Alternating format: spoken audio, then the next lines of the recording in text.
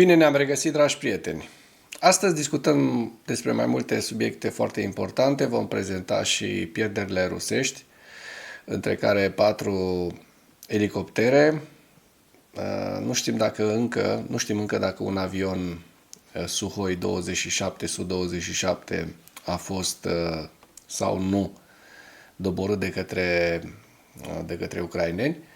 Așa că acea pierdere presupusă nu prezentăm până nu avem dovezi clare.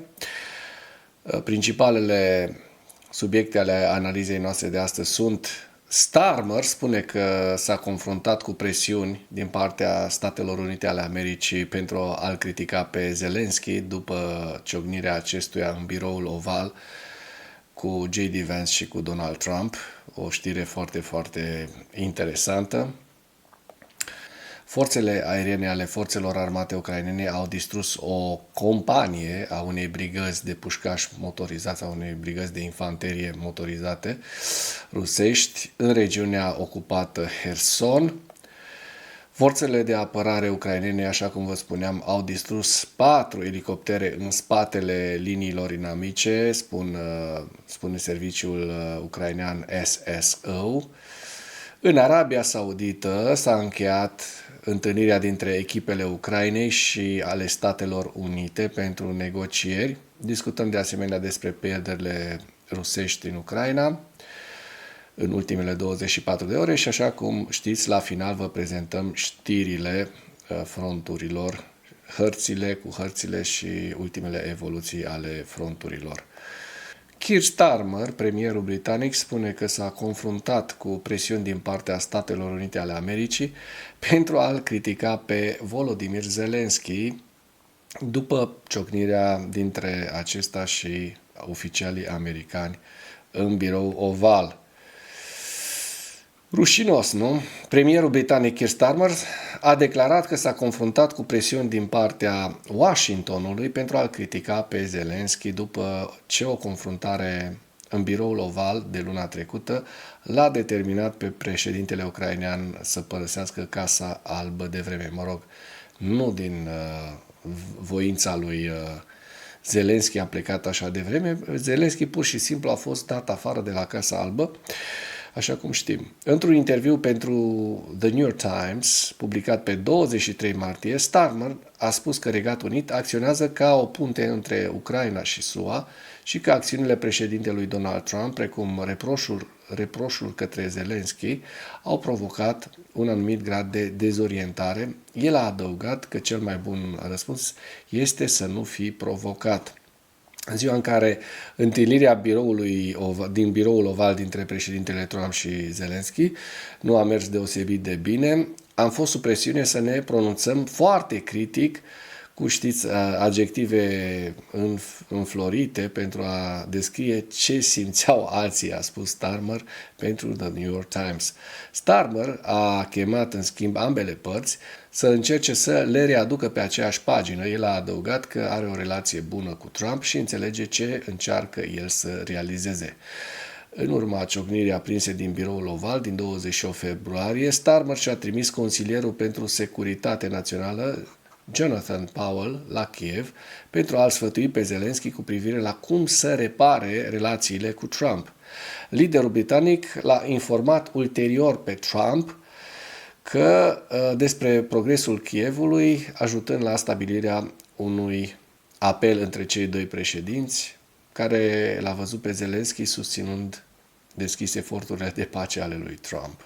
Cu toate acestea, oficialii ucraineni rămân încă sceptici cu privire la încercările Washingtonului de a cultiva o încetare a focului.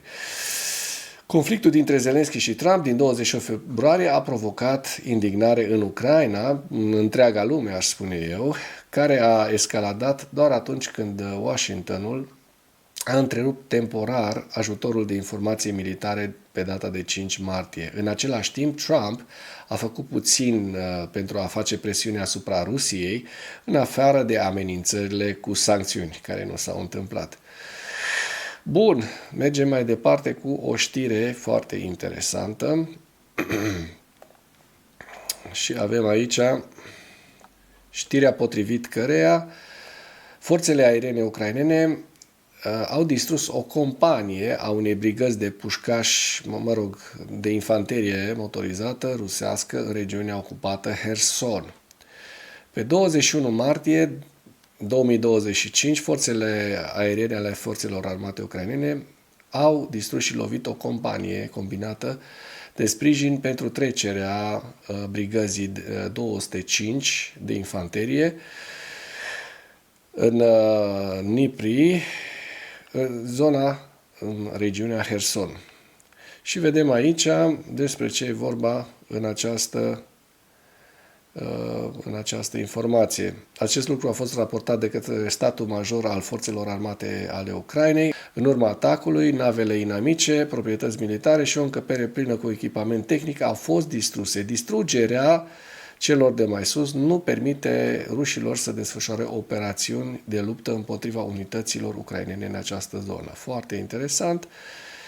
Cred că acestea au fost distruse cu ajutorul aviației, așa cum se spune în comunicat, piloții forțelor aeriene ale forțelor armate ale Ucrainei, precum și reprezentanții altor componente ale forțelor de apărare ucrainene vor continua să lovească în unitățile ocupanților până la o pace dreaptă cu Ucraina, a subliniat statul major al forțelor armate ucrainene. Bun, mai amintim că pe data de 21 martie, forțele aeriene ale forțelor armate ucrainene au lovit cu succes, hai să vedem despre ce e vorba, i-au lovit pe ruși în Toretsk, așa cum se poate vedea în imagine, și este o știre pe care v-am prezentat-o și eu, vă mai arăt o dată. Spun doar că forțele de apărare ucrainene au transmis că sunt gata să acționeze decisiv pentru a-i priva pe ruși de oportunitatea de a amenința securitatea poporului ucrainean. Și vedem foarte bine în această imagine ce s-a întâmplat. A fost un atac asupra regimentului 103 de infanterie rusesc, care avea un adăpost în orașul Torez din regiunea Donetsk. Forțele de apărare ucrainene distrug 4 elicoptere în spatele liniilor, așa cum ne spun cei de la serviciul de presă al SSO. Este un serviciu ucrainean de securitate. Forțele de operațiuni speciale ale forțelor armate ucrainene, în cooperare cu Direcția Principală de Informații GUR, forțele de rachete și artileria, au distrus 2 elicoptere K-52 și 2 elicoptere Mi-8 ale rușilor în regiunea Belgorod, Federația Rusă. Ca urmare a unei operațiuni speciale care a avut loc zilele trecute, elicopterele au fost distruse de lovituri cu rachete, așa cum se indică în videoclip, folosind un lansator de rachete HIMARS. Hai să și vedem despre ce este vorba, în timp ce citim informația. Da? Folosind un lansator de rachete HIMARS în spatele inamicului, unde rușii au creat o platformă pentru ca aeronavele să se lanseze, o poziție camuflată pentru ascunderea rapidă a aeronavelor de fapt, și sau pentru atacurile surpriză ale forțelor de securitate și apărare ucrainene. Și iată ce s-a întâmplat de fapt în această zonă. Facem un pic mai încet muzica. Inamicul s-a gândit încă o dată că adânc în spate este de neatins. Am dovedit încă o dată că pentru forțele speciale nimic nu este de neatins. Să lucrăm în continuare și zic eu să vă urăm mult succes. Cu referință la K-52, care este un elicopter de atac folosit de către ruși pentru recunoaștere și atacuri asupra țintelor la sol. Elicopterele de transport Mi-8 sunt folosite de trupele inamice pentru a transporta personal și marfă, precum și pentru a sprijini operațiuni la sol. Și acum mergem la o știre despre niște negocieri de pace. În Arabia Saudită s-a încheiat întâlnirea dintre echipele Ucrainei și ale Statelor Unite ale Americii. Așa, ieri la orele 22:33, ministrul apărării Rustem Umerov a raportat despre finalizarea întâlnirii dintre delegațiile ucrainene și americane în Arabia Saudită. Am terminat întâlnirea cu echipa americană, conversația a fost constructivă și informativă, am discutat aspecte cheie, în special în sectorul energetic. Sarcina președintelui Zelensky este de a obține o pace demnă și durabilă pentru statul și poporul nostru și, prin urmare, pentru întreaga Europa. Lucrăm pentru ca acest lucru să devină realitate. Și acum trecem la pierderile rusești pentru ziua 1125 a războiului din Ucraina. Rușii au pierdut 1280 de militari, 8 tancuri, 16 vehicule blindate de luptă, 81 de piese de artilerie, 5 lansatoare de rachete, un mijloc de apărare antiaeriană și 4, așa cum vă spuneam, elicoptere, 2 de atac, 2 de transport.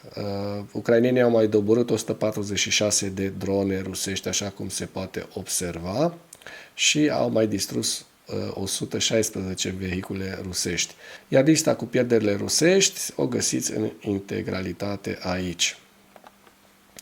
Acum trecem la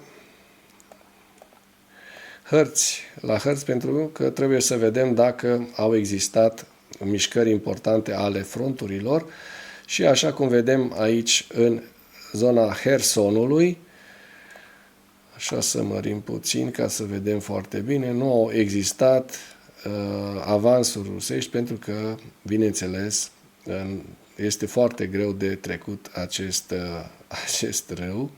Mergem mai departe să vedem ce s-a întâmplat în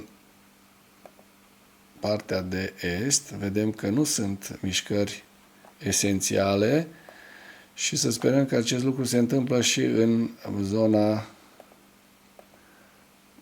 Pokrovskului, dar haideți să mărim totuși în Pokrovsk, că nu mi-am dat seama încă bine dacă sunt sau nu sunt mișcări. Și așa cum se vede în imagine, nu avem dezvoltarea de fronturilor nici într-o parte, nici în cealaltă în zona Pokrovskului. Torețcu, așa cum îl văd în momentul de față, rămâne și el intact. Ceasov Iar se pare că la fel nu au existat evoluții în nicio direcție ale fronturilor. Și acum mergem puțin către nord, unde rușii au reușit, aici chiar mi se pare, da, rușii au reușit să ocupe această localitate. Nadila se numește, cred că e ceva Cătun, dar iată, a fost ocupată de ruși. Mi se pare mie că nu e localitate, e o baltă de pește. Probabil rușilor le-a fost foame și au zis să meargă să prindă niște pește în balta de la Nadila. Aici vedem că nimic important nu s-a întâmplat în zona Kupianskului și, bineînțeles, mergem în Vovceansk, la fel, frontul este înghețat așa cum se poate observa, iar în zona Sumi, la nord de Sumi, în regiunea Kursk, în ultimele 24 de ore, așa cum se poate observa, nicio mișcare. Ucrainenii au rămas în aceste două zone. Acum trecem la evaluarea campaniei ofensive rusești pentru data de 23 martie 2025 în viziunea Institutului pentru Studiul Războiului și ni se repetă știrea potrivit căreia oficialii americani și ucraineni se întâlnesc la Riad s-au întâlnit în seara zilei de 23 martie pentru a discuta contururile moratoriului temporar asupra loviturilor cu rază lungă de acțiune și o posibilă încetare a focului pe mare, încetare temporară a focului în Marea Neagră. Rapoartele, o știre foarte interesantă. Rapoartele neconfirmate sugerează existența tensiunii între președintele Băncii Centrale Rusești, Elvira Nabiulina și Kremlin, Siloviki de la Kremlin, din cauza ratei ridicate a dobânzii și a politicilor monetare rusești din timpul războiului. Eu tot am spus că rușii de la economie o să li se tragă sfârșitul, dar nimeni nu mă prea crede, nimeni nu mă prea bagă în seamă și tot o dau că rușii o să reziste, dar duc ei pierderi. Duc pierderi, nu e vorba că nu duc, se pare că abatorul lui Putin funcționează, dar economia merge prost. Iar un război de durată, de o asemenea amploare, se ține cu foarte mulți bani, adică cu economie. Dacă n-ai economie, nu îți permiți. Și așa cum au dat faliment și în anii 80, din cauza războiului din Afganistan, Imperiul Sovietic, așa vor da și acum Imperiul Țarist.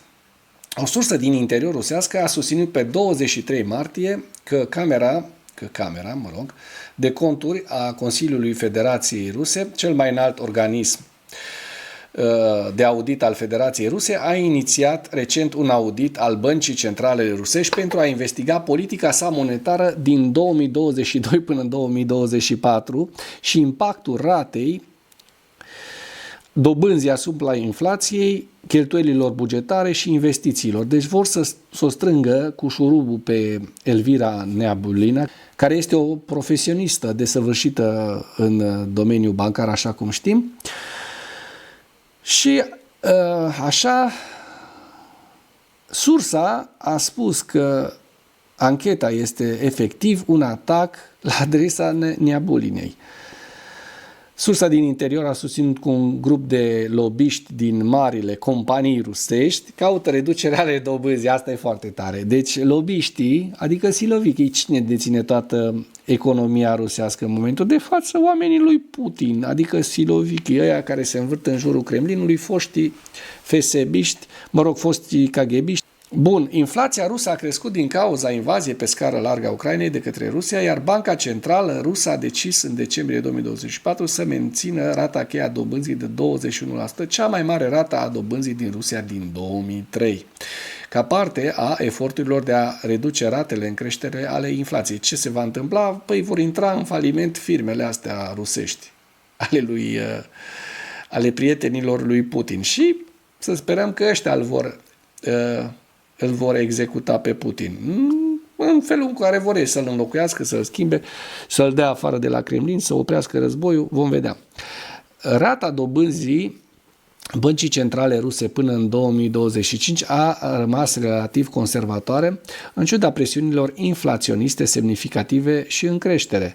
Kremlinul a susținut în ultimele luni că rata inflației este de aproximativ 9 până la 10%, dar aceste cifre sunt probabil mult sub rata inflației reale pe care o are Rusia, care este probabil de aproape 20 până la 25%. Rata actuală a dobânzii rusești ar trebui probabil să fie mai mare, iar Kremlinul probabil a făcut presiune asupra băncii centrale pentru a menține rata la 21% atunci când Banca Centrală ar fi trebuit să o crească pentru a reduce inflația. Președintele Putin a încercat de asemenea să transfere vina pentru creșterea ratei inflației asupra băncii centrale, în special asupra Nabiulinei. Acest lucru a fost probabil într-un efort de a atrage furia comunității de afaceri rusești de parte de Kremlin, de a înlătura furia de la Kremlin și să o pună asupra ei, deși Nabiulina probabil nu a reușit să exercite o politică monetară pe deplin independentă. Bun, deci eu sper că Rusia să cadă economic și astfel să se prăbușească întregul front rusesc din Ucraina și să râdem la urmă, pentru că vor râdem foarte bine. Rusia nu are o economie capabilă să o ducă mulți ani așa, decât dacă nu o să-l învie Donald Krasnov Trump pe Putin, să-l învie din morți. Dar vom vedea. Și acum vedem hărțile pentru 23 martie, harta generală. Aici avem Kurskul, zona Kursk. Aici avem Harkivul. Aici avem Svatove Kremina. Aici avem Luganskul. Aici este harta Toretskului. Așa cum vedem, ucrainenii au reușit puțin parcă cu acele lovituri să mărească această proeminență de la sud de Toretsk și sperăm să reușească să încercuiască pe ruși. Ar fi ceva grozav dacă ar reuși acest lucru. Aici avem harta Pokrovskului. Aici este harta Donetskului și Zaporojie și Herson, așa cum se pot vedea în aceste două hărți. Cu aceasta doresc să închei acest material de astăzi cu îndemnul, dacă ați găsit informații utile în acest material, în acest videoclip, să nu ezitați să îl distribuiți pentru a ajunge la cât mai multă lume. Mulțumesc mult!